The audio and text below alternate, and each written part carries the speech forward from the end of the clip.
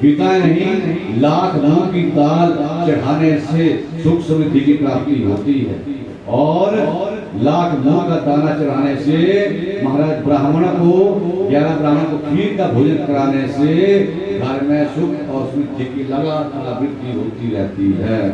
बोले हर हर हर। सुख संतान वृद्ध्यर्थम दारा पूजन मुत्तमम नाना दत्ते सुवेदित्ते प्रीत्या सदवसम धारणी वित्त धारा सिंकार्य। लिखा है कि जिस बच्चे की पढ़ाई में मन ना करे उस बच्चे को लिखा है कि महाराज 1000 मंत्र पढ़ करके माथे के ऊपर भस्म लगा करके और फिर महाराज गुड़ और दूध मिला हुआ ये शक्कर मिली हुई और घी मिलाने के बाद 1000 बार जो बच्चा उस शिवलिंग के ऊपर चढ़ाता है छोड़ता है उसकी बुद्धि का विकास होता है, बच्चा पढ़ाई लिखाई में तेज होती है। बोले हर हर हर हर हर। और अकेला घृत की धारा लगाने से शिवलिंग के ऊपर 12 ब्राह्मणों को खीर का भोजन कराने से महाराज पुत्र की प्राप्ति भी हो जाती है। लिख लो, लिखना है। बोले हर हर। अब करते कहाँ है? शास्त्रों में सब लिखा है, माने तो क्या लगेगा? 1000 घी की धारा शिवलिंग के ऊपर देनी है, भगवान के व्रत रखने हैं, ओम नमः शिवाय से पूजन अर्चन करना है, और महाराज देखना घर में पुत्र को देने वाले भोलेनाथ हमारी तुम्हारी जोड़ियां भी भर लेते हैं कि मां पूजा है। बोले हर हर हर हर। अब महाराज इस पूजा को किसने किया वो प्रसंग आप अब उसका रसपान करो। तो लिखा है कि कांपिल्य नगर में एक यजत नाम के ब्राह्मण रहते थे। आसीत कांपिल्य नगरे सोयाधि क्रोध भजा दीक्षितो यज्ञदा तथो यज्ञ विद्या बुद्धि की शारदा। उस ब्राह्मण का एक बेटा हुआ, वो बेटा जन्म लेने के बाद दुराचारी हो गया, पापी हो गया, धूर्तकारी हो गया, पिता का कहना मानने से बाहर हो गया। पिता को अच्छा नहीं लगा, घर से निकाल दिया।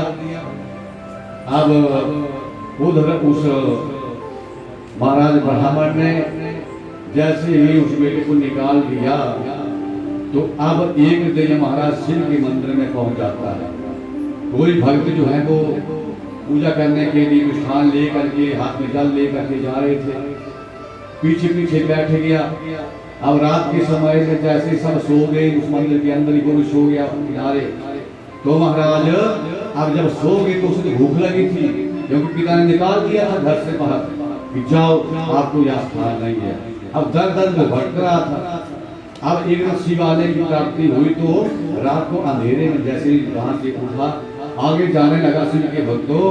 तो अब क्या हुआ, जो पहरेदार बार सोए थे उनसे महाराज आती बार प्रसाद तो उठा लिया, फल तो उठा लिए, लेकिन वापस आती बार पैर लग गए गलती से। और जैसे पैर लग गया तो सबने पकड़ा, दे पिटाई के ऊपर पिटाई, दे पिटाई के ऊपर पिटाई।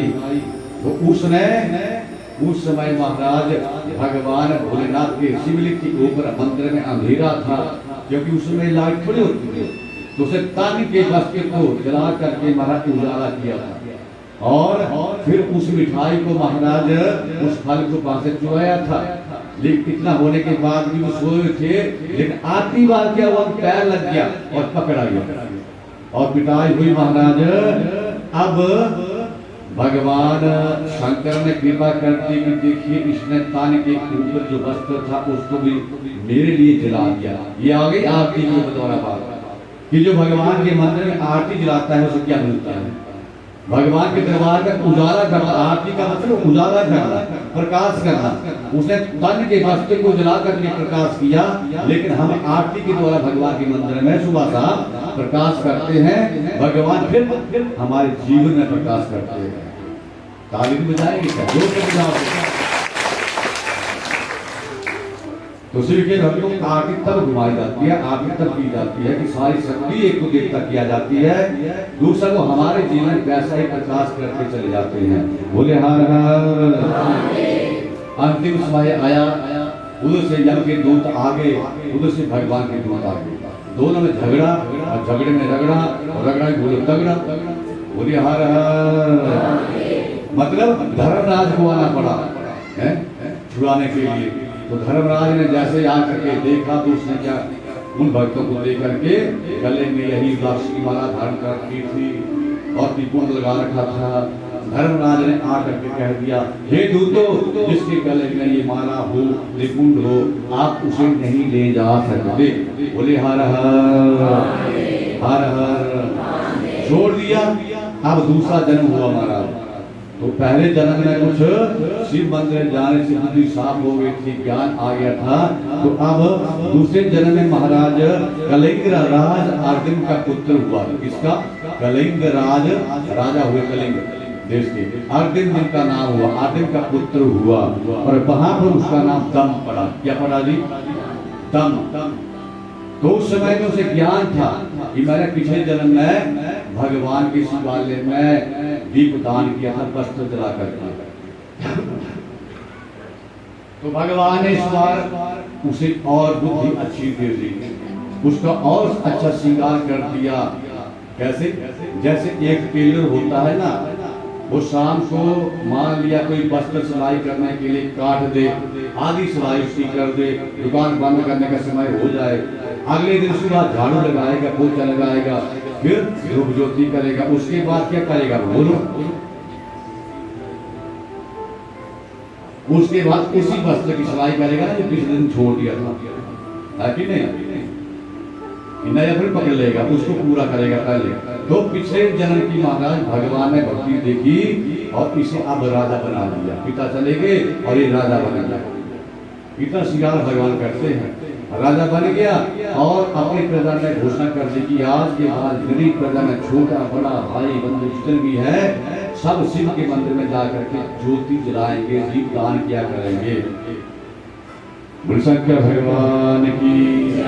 अब और श्रृंगार और अच्छा हो गया। तीसरे जन्म में देखना क्या होता है। बोले हर हर।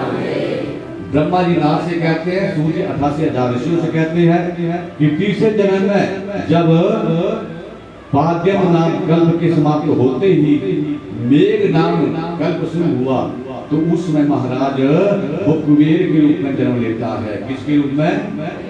कुबेर के रूप में उसका नाम हुआ कुबेर। और उस जन्म में महाराज इतना ज्ञान आ गया था, इतना ज्ञान आ गया था, कुबेर उसका नाम हुआ। और कुबेर के नाम के रूप में उस शरीर में उसने महाराज 10,000 वर्षों तक भगवान का तप किया। ओम नमः शिवाय, ओम नमः शिवाय, ओम नमः शिवाय। हड्डियां महाराज बिल्कुल ऐसे दिखाई देती थी जैसे सूखी लकड़ी होती है। तब जाकर के भोलेनाथ महाराज वरदान देने के लिए आए कि उठो भक्त क्या चाहते हैं। तो महाराज भोलेनाथ तेज इतना था कि उसने कहा, भगवान मुझे आप दिखाई नहीं दे रहे हैं। बोले हर हर। पहले मुझे ज्योति प्रदान करो। भगवान का तेज इतना था। तो भगवान ने कृपा कर दी। जैसे ही ज्योति की महाराज प्रकाश किया, उसका कम कर दिया, ज्योति प्रदान कर दी। तो क्या देखा कि भोलेनाथ के साथ बगल में मां पार्वती भी खड़ी थी। तो उसने भूरी भूरी प्रशंसा मन से की कि देखिए ये कौन है जो मुझसे ज्यादा तप किया है और भगवान के बगल में खड़ी है।